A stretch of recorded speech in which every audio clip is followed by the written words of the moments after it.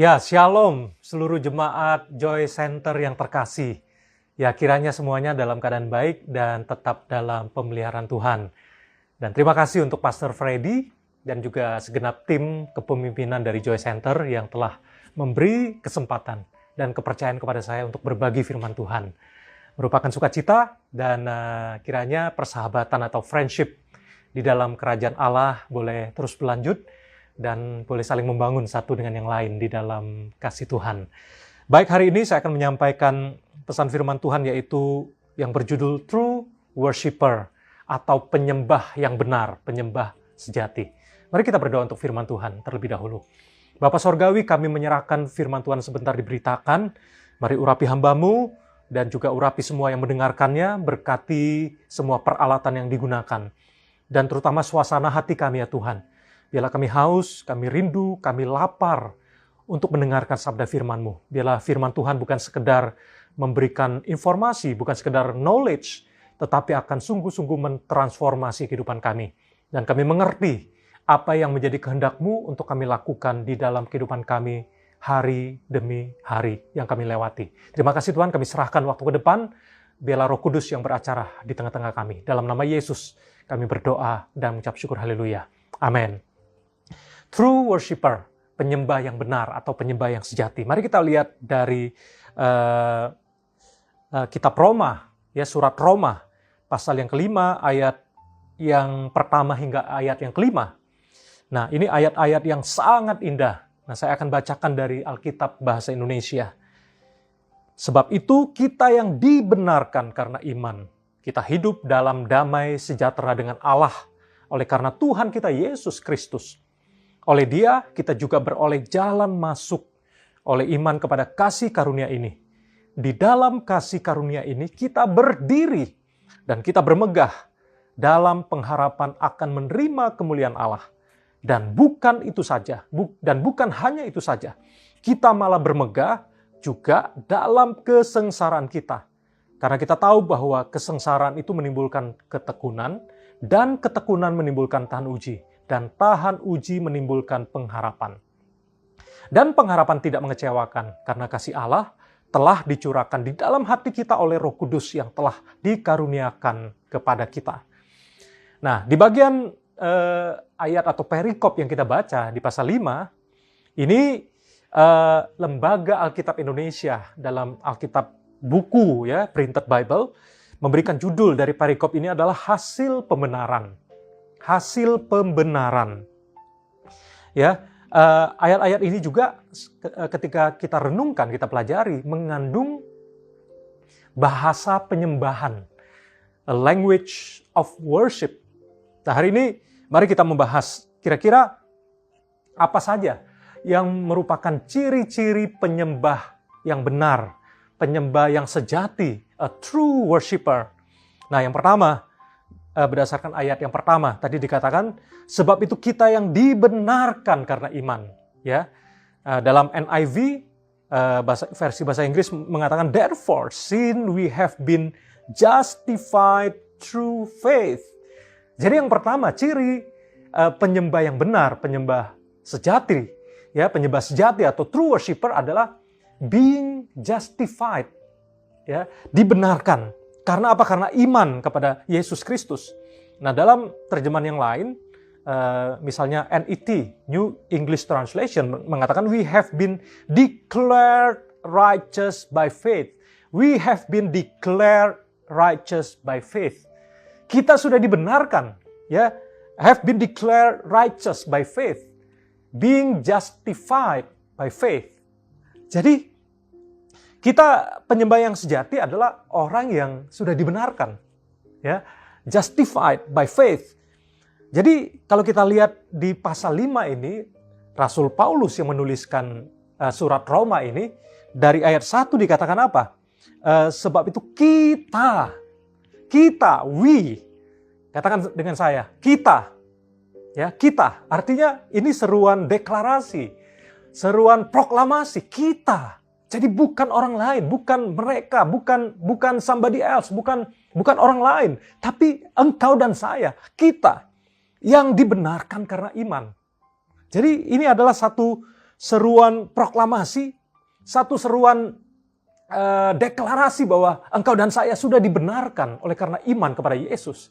Jadi dimanapun kita berada pada saat ini, engkau di lokasi manapun saat ini berada, di rumah atau engkau di kantor atau engkau ada di gereja, engkau duduk di ruang tamu atau engkau ada di dalam kamar, engkau ada di tempat kontrak atau sewa atau dimanapun engkau berada, di tempat di mana engkau bekerja, engkau dan saya, kita adalah orang yang dibenarkan, ya.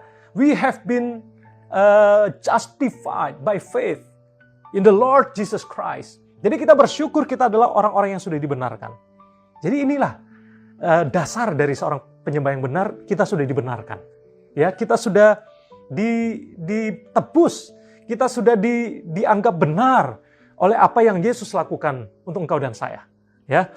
Nah, yang kedua, kalau kita lihat di ayat yang pertama tadi, ya, bahwa sebab itu kita yang dibenarkan karena iman, kita hidup dalam damai sejahtera dengan Allah oleh karena Tuhan kita Yesus Kristus.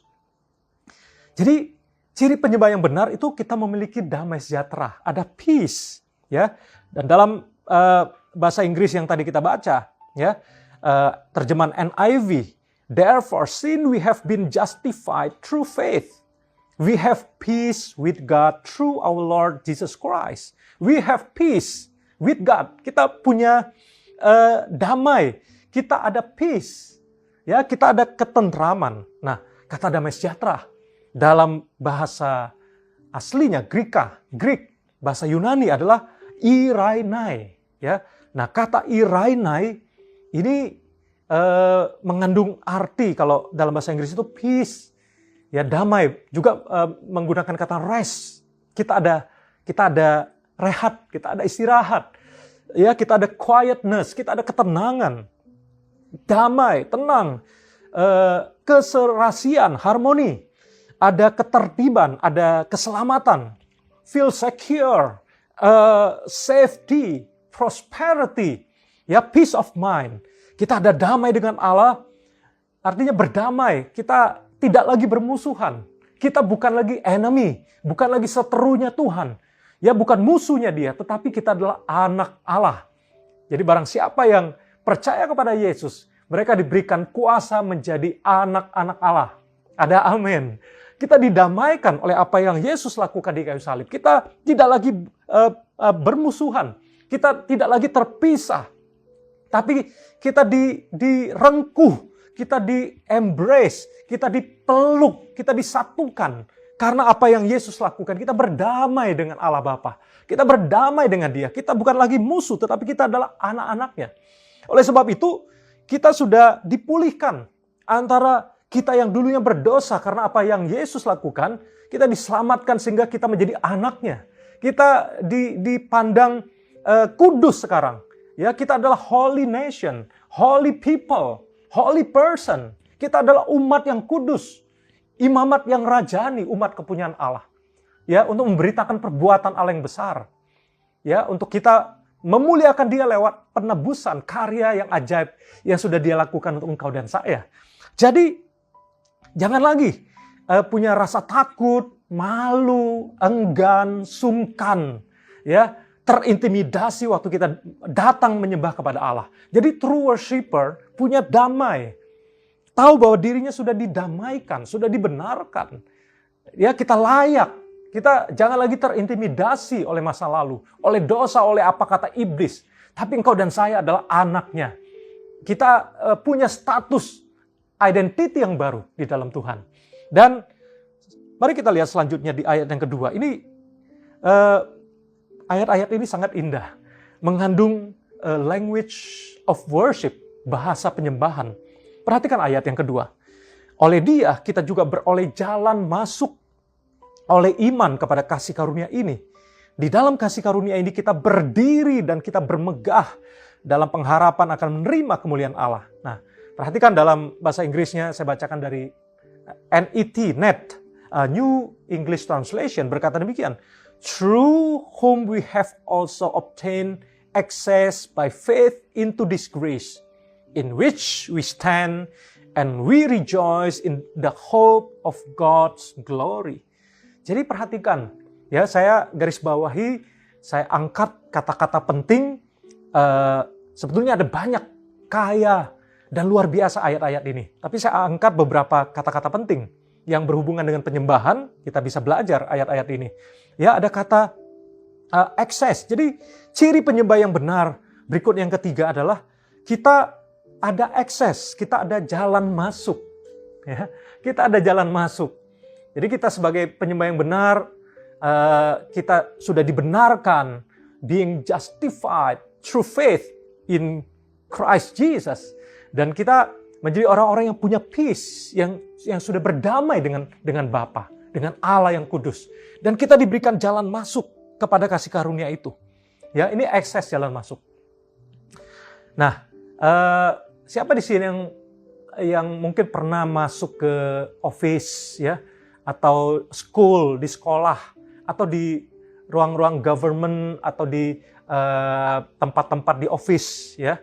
Nah, beberapa pintu itu ada tanda dilarang masuk.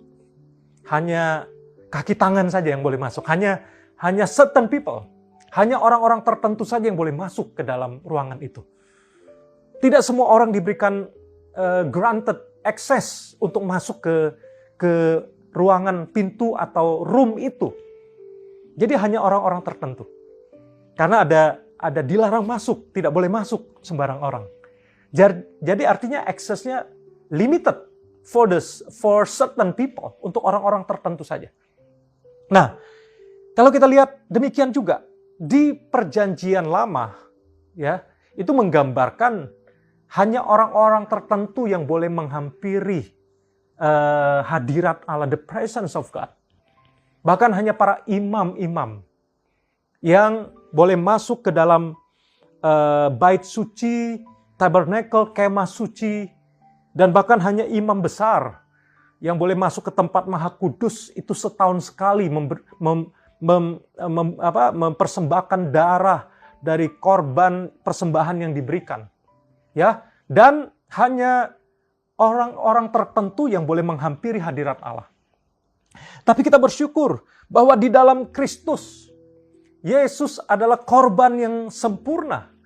Dia adalah korban yang sesungguhnya, yang menebus dosa kita, sehingga melalui darah Yesus, kita boleh masuk ke dalam hadirat Allah. Nah, siapa di sini yang memiliki smartphone, ya, handphone? Nah, hampir semua orang, mungkin saya katakan ya semua orang, untuk masuk ke dalam smartphone itu ada PIN, ada password, ya. Password baru boleh masuk ke dalam smartphone untuk kita akses. Atau yang punya ATM, ya, card, perlu ada PIN number, ada password baru boleh masuk ke dalam mesin untuk boleh transaksi, untuk keluarkan, draw the money, untuk keluarkan uang. Nah, teman-teman yang punya email, ya, juga ada password.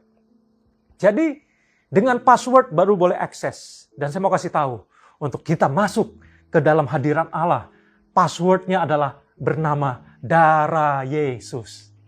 Karena darah Yesus, kita punya keberanian untuk menghampiri. Kita boleh merasakan hadirat Allah, the presence of God.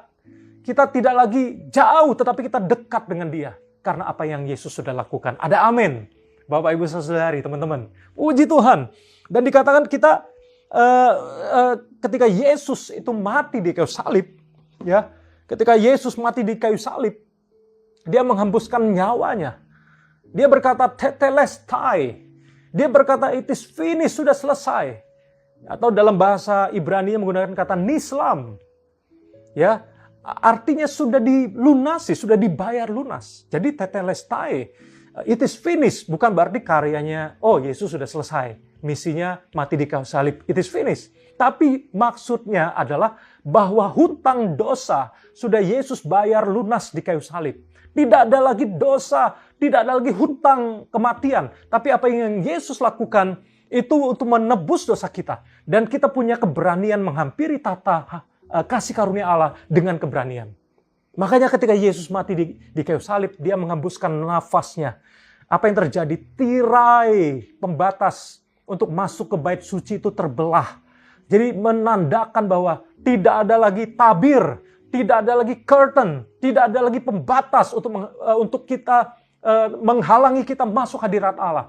Jadi setiap kita, siapapun kita, dimanapun, situasi apapun, keadaan apapun, kita boleh masuk menghampiri tahta kasih karunia Allah, menghadap hadiratnya, untuk berjumpa dengan Dia, untuk berdoa, mempersembahkan hidup kita, untuk berkomunikasi dengan Dia.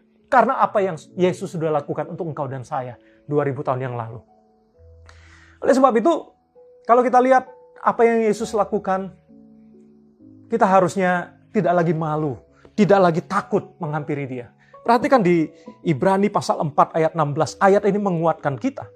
Sebab itu marilah kita dengan apa? Penuh keberanian menghampiri tahta kasih karunia, supaya kita menerima rahmat dan menemukan kasih karunia untuk mendapat pertolongan kita pada waktunya. Jadi dengan penuh keberanian menghampiri tahta kasih karunia.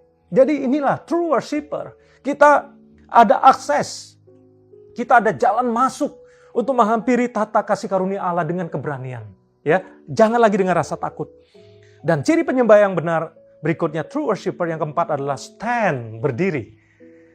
Jadi ayat-ayat ini bicara language of worship. Nah, teman-teman, Bapak Ibu Saudari, bayangkan ketika kita akan beribadah masuk ke hall Joy Center. Ya, kita orang yang sudah dibenarkan, being justified through faith in the Lord Jesus Christ. Kita sudah dibenarkan. Dan kita punya damai, ada peace. Dan kita melangkah masuk ke dalam hall Joy Center. Kita ada akses, kita ada jalan masuk ke sana. Dan kita masuk, kemudian kita stand, kita berdiri. Ya, itu adalah language of worship. Ya, kita memuji, kita menyembahnya dengan penuh kekaguman. Kita berdiri, kita kagum. Kita mencintai Dia, kita menghormati Dia. Nah, kata stand, berdiri, ini bicara apa? Bicara new identity, dengan hati yang baru, dengan attitude yang baru, dengan semangat yang baru, juga dengan ekspresi yang baru. Sebagai orang yang punya new status, sebagai new identity in Christ Jesus. Kita berdiri teguh, kita berdiri tegak, ya, karena apa yang Yesus lakukan. Kita bebas berekspresi, kita tidak lagi takut diintimidasi, kita tidak lagi malu, tapi kita berekspresi karena kita adalah anaknya. Nah, saya punya 2 anak. Di rumah mereka bebas untuk kalau mereka lapar, mereka tinggal buka fridge, ya, kulkas, refrigerator. Mereka boleh menikmati makan dengan bebas. Mereka boleh di rumah itu mereka tertawa, mereka berkomunikasi dengan kami, mereka teriak, ya, mereka bebas berekspresi. Itu mereka adalah anak-anak saya. Jadi mereka tidak takut untuk berekspresi di rumah. Dan demikian juga kita adalah anak Allah. Bukankah kita boleh bertepuk tangan, kita menari bagi Dia. Kita mengungkapkan kekaguman dengan cara yang spontaneous, dengan cara yang bebas untuk memuji menyembah Dia. Ya, tanpa takut, ya. Tapi tentu dengan sikap hormat tetap, ya. Boleh tetap dengan sikap hormat menghormati Bapa kita. Tapi bebas berekspresi, menyembah, berbicara, berdoa. Sama juga anak-anak saya, mereka anytime, anywhere, mereka boleh berbicara dengan saya. Dan justru saya sedih kalau mereka diam, tidak ekspresi, kemudian tidak pernah tertawa, kemudian tidak teriak, tidak pernah bicara dengan saya. Kemudian kalau bicara hanya formality, kalau ada perlunya saja baru bicara. Saya tidak mau hubungan yang demikian. Saya mau hubungan yang very informal, very natural. Ya, saya mau alamiah hubungan dengan mereka. Demikian juga kita dengan Bapa kita sorgawi. Kita berdiri teguh. Kita punya identitas yang baru. Kita sudah didamaikan. Kita dengan bebas datang kepada Dia anytime, anywhere, any situation. Ya, jadi bicara language of worship as a true worshiper, ini bukan hanya bicara building atau location gereja secara fisikal. Ya, itu memang betul juga. Jadi kita masuk, ya punya jalan masuk, akses, kita berdiri, ya, kemudian kita boleh menyembah Dia. Tapi ini juga bicara tentang the presence of God. Dimanapun kita berada, baik di rumah, di kantormu, di office, di tempat kuliah, di sekolahmu, di marketplace, anywhere, any situation. Waktu engkau sedang mengendarai mobilmu, your car, ketika engkau walking, engkau berjalan, engkau boleh menikmati hadirat Allah. Bukan lagi bicara lokasi, bukan bicara lagi tempat, tapi menyembah Dia dalam roh dan kebenaran. Anytime, anywhere, any situation, 24/7, setiap hari, selama seminggu, setiap hari boleh menyembah Dia. Bukan hanya hari Minggu, bukan hanya hari Ahad saja, tapi Senin, Selasa, Rabu, Kamis, Jumat, Sabtu, Minggu, setiap hari dalam hidup kita ada akses untuk menyembah Dia di dalam hadirat-Nya. Ada amin. Oleh karena Yesus yang telah mengerjakan karya yang indah di kayu salib, sehingga kita punya jalan, akses. Kita boleh berdiri teguh di hadapan Dia, ya, dan bebas berekspresi. Makanya tidak perlu lagi ada rasa takut, tapi tegak berdiri, tidak ada perasaan guilty. Jangan sampai tertuduh oleh iblis, tapi mari menghampiri Dia. Kapanpun dalam situasi apapun, ya, kita punya identitas yang baru. Roma 8 ayat 1, ini ayat yang sangat luar biasa, berkata demikian, ya, demikianlah sekarang tidak ada penghukuman bagi mereka yang ada di dalam Kristus Yesus. Ya, NIV, versi NIV berkata, therefore there is now no condemnation for those who are in Christ Jesus. Ya, kita tidak ada lagi penghukuman, tidak ada tuduhan lagi barang siapa yang ada dalam Kristus. Ya, jadi kita sebagai orang yang sudah ditebus, kita menjadi orang-orang yang berdiri sejajar dengan yang lain. Ya, ya, kita jangan hidupnya menunduk terus, ya, ya, atau terlalu mendongak, sombong. Tidak demikian, tapi sejajar. Kita semua berharga, kita mulia di hadapan Tuhan. Ya, kita boleh berdiri teguh karena kita punya identitas yang baru, kita ada damai sejahtera. Kita bebas menyembah Dia karena kita punya new identity. Nah, kita bersyukur kalau dulu di Perjanjian Lama untuk orang Israel mendekat kepada Allah, mereka harus mempersembahkan korban bakaran. Kambing, domba, lembu, mereka harus persembahkan.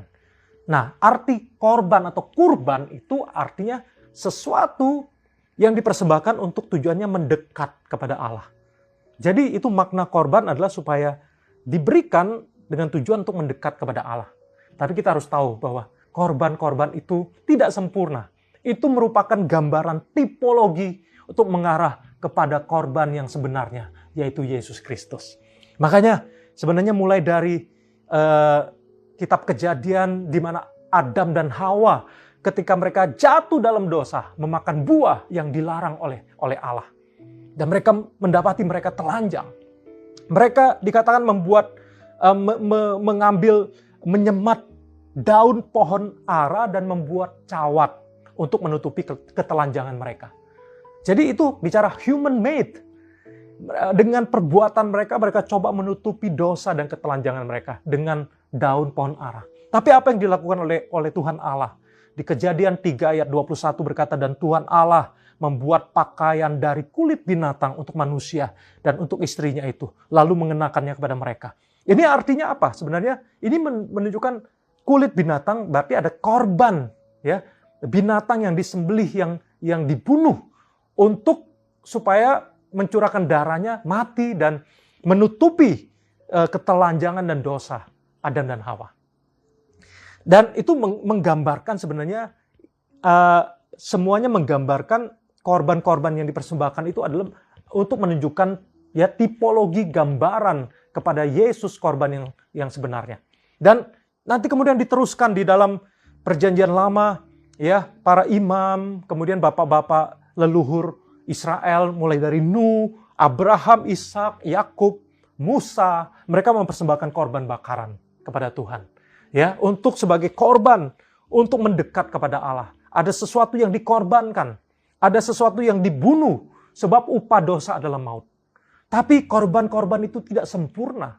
Itu hanya mau sebagai gambaran, tipologi, menunjukkan kepada Yesus, yaitu korban yang sempurna, yang dia lakukan sekali ketika dia mati di kayu salib untuk menebus dosa kita. Cuma satu kali dia mati di kayu salib, tapi efeknya, dampaknya selama-lamanya untuk menebus dosa kita yang dulu, yang sekarang, maupun dosa yang akan datang. Setiap dosa yang tentunya kita akui, yang kita mau bertobat, yang kita mau sungguh-sungguh menyesali, dan itu kita bawa kepada Tuhan, dan darah Yesus, korban Yesus satu kali dia lakukan di kayu salib, tapi dampaknya kekal selama-lamanya. Ada amin. Tapi sebelum Yesus, korban-korban yang diberikan oleh para imam, itu setiap hari mereka persembahkan korban. Tidak pernah sempurna. Itu hanya pengulangan, korban-korban itu tidak sempurna. Tiap hari perlu ada korban. Dan setahun sekali imam besar harus membawa darah lembu, ya, untuk dibawa kepada bait suci, untuk dipersembahkan, dipercikkan di tabut perjanjian. Tapi itu semua menggambarkan ke arah Kristus yang menjadi juru selamat, menjadi korban yang sesungguhnya, anak domba Allah yang menebus dosa kita. Di Ibrani pasal 10 ayat pertama berkata demikian, di dalam hukum Taurat hanya terdapat apa? Bayangan, tipologi, gambaran saja dari keselamatan yang akan datang. Dan bukan hakikat dari keselamatan itu sendiri. Karena itu dengan korban yang sama yang setiap tahun terus-menerus dipersembahkan, hukum Taurat tidak mungkin menyempurnakan mereka yang datang mengambil bagian di dalamnya. Tapi hanya Yesus merupakan korban yang sesungguhnya. Korban yang sempurna sekali untuk selama-lamanya menebus dosa engkau dan saya. Dosa yang dulu, sekarang, dan selama-lamanya. Setiap dosa yang kita akui di hadapan Tuhan. Dan kita akan menerima pengampunan. Dan setiap saat, setiap waktu, setiap keadaan kita boleh menghampiri tahta kasih karunia Allah dengan penuh keberanian. Inilah true worshiper. Dan selanjutnya, ya, di ayat yang ketiga mengatakan demikian. Sampai yang kelima, dan bukan hanya itu saja, kita malah bermegah juga dalam kesengsaraan kita. Karena kita tahu bahwa kesengsaraan itu menimbulkan ketekunan. Dan ketekunan menimbulkan tahan uji. Dan tahan uji menimbulkan pengharapan. Dan pengharapan tidak mengecewakan karena kasih Allah telah dicurahkan di dalam kita. Di dalam hati kita oleh Roh Kudus yang telah dikaruniakan kepada kita. NET versi New English Translation berkata demikian, not only this, but we also rejoice in sufferings, knowing that suffering produce endurance. Wow, ada garis bawahi rejoice in sufferings. Jadi penyembah yang benar adalah mereka yang rejoice, bermegah, bersukacita bahkan di dalam penderitaan. Ya, di dalam suffering, celebrate in our tribulation, ya, knowing that tribulation brings about perseverance. Jadi kita juga rejoice in suffering.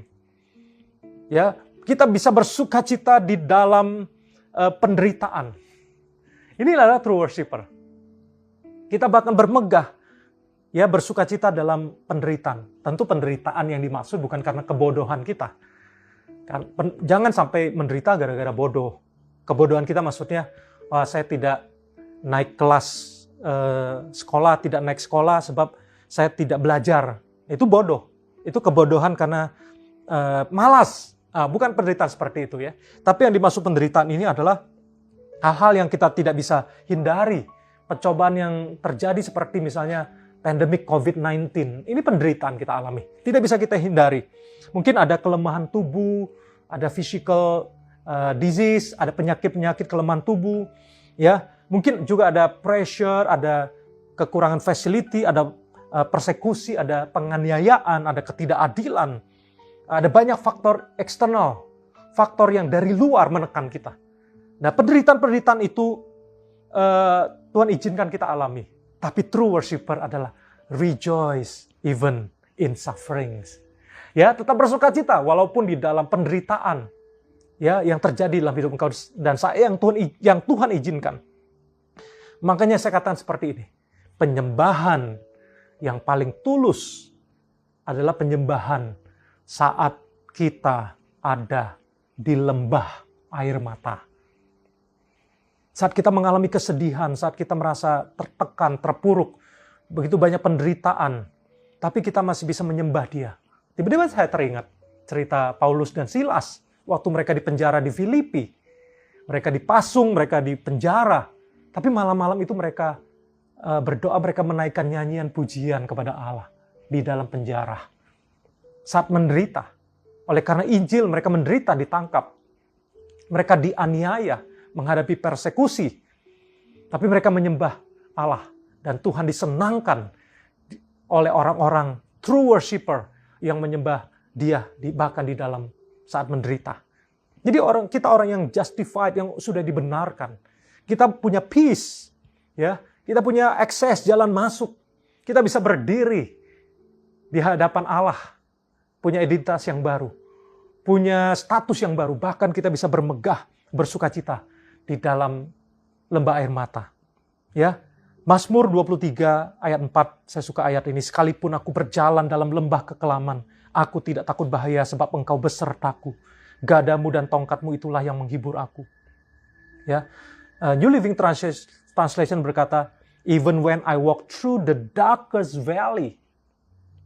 Ya, ESV berkata, even though I walk through the valley of the shadow of death. Wow.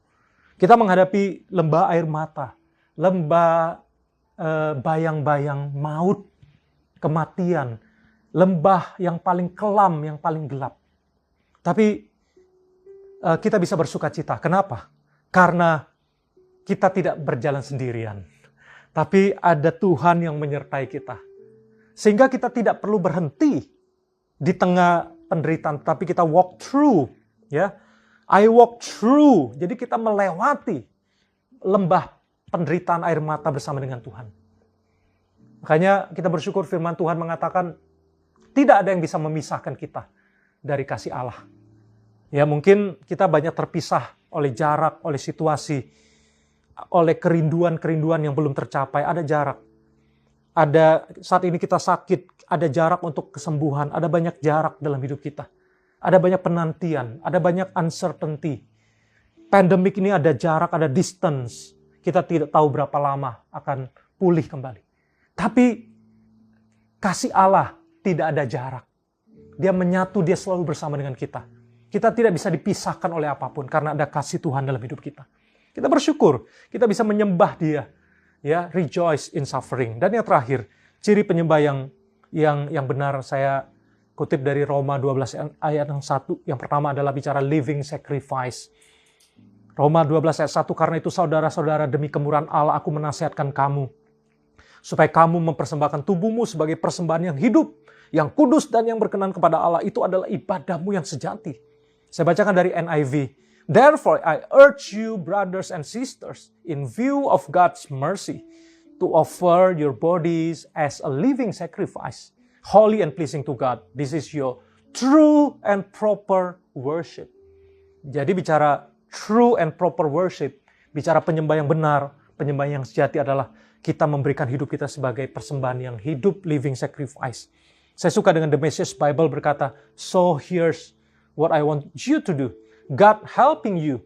Take your everyday, ordinary life, your sleeping, eating, going to work, and walking around life, and place it before God as an offering. Wow. Jadi persembahkan hidup kita dalam keseharian kita.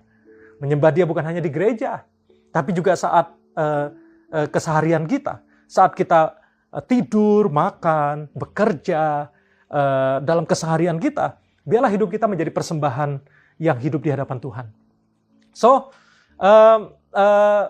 saya berdoa supaya engkau dan saya belajar ya dari Roma pasal 5 ayat 1 sampai 5 dan Roma 12 ayat 1 ini menjadi true worshiper, penyembah yang benar, penyembah yang sejati.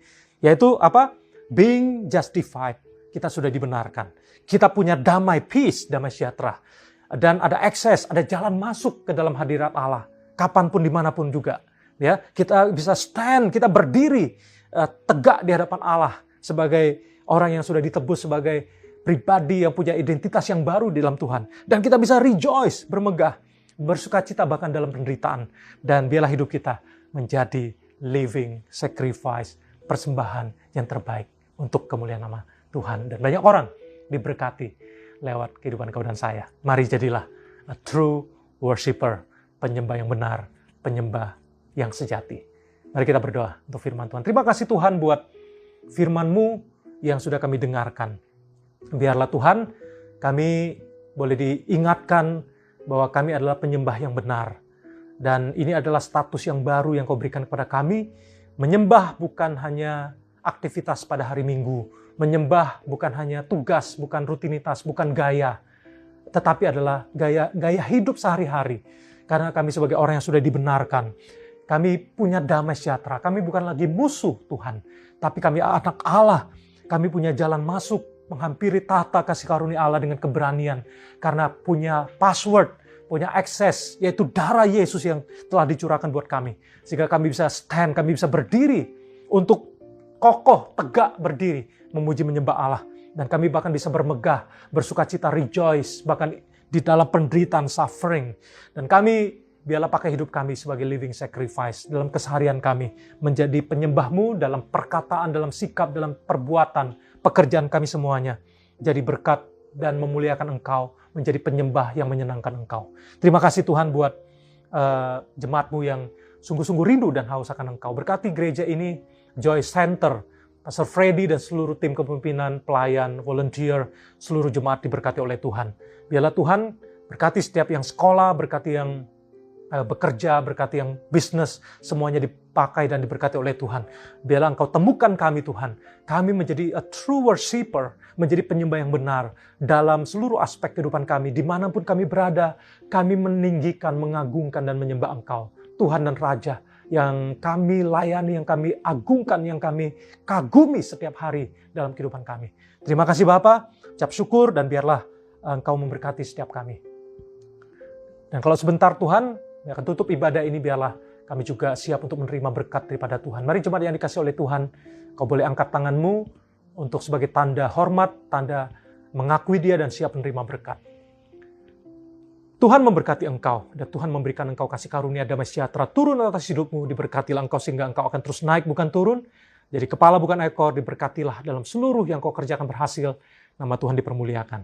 Terimalah damai sejahtera dari Allah Bapa, keselamatan dari Tuhan kita Yesus Kristus, penghiburan, pertolongan kuat kuasa daripada Allah Roh Kudus menyertai kita semua, mulai hari ini seterusnya selama-lamanya sampai Maranatha, sampai Tuhan Yesus datang kedua kali. Terimalah berkat ini setiap kita yang sudah diberkati dan siap menjadi pelaku firman, siap menjadi berkat dimanapun engkau berada. Mari sama-sama katakan, amin. Tuhan Yesus memberkati. Sekali lagi terima kasih untuk Pastor Freddy, terima kasih untuk jemaat Joy Center. Tuhan Yesus memberkati dan sampai jumpa lagi di lain kesempatan. Tuhan Yesus memberkati. Bye-bye.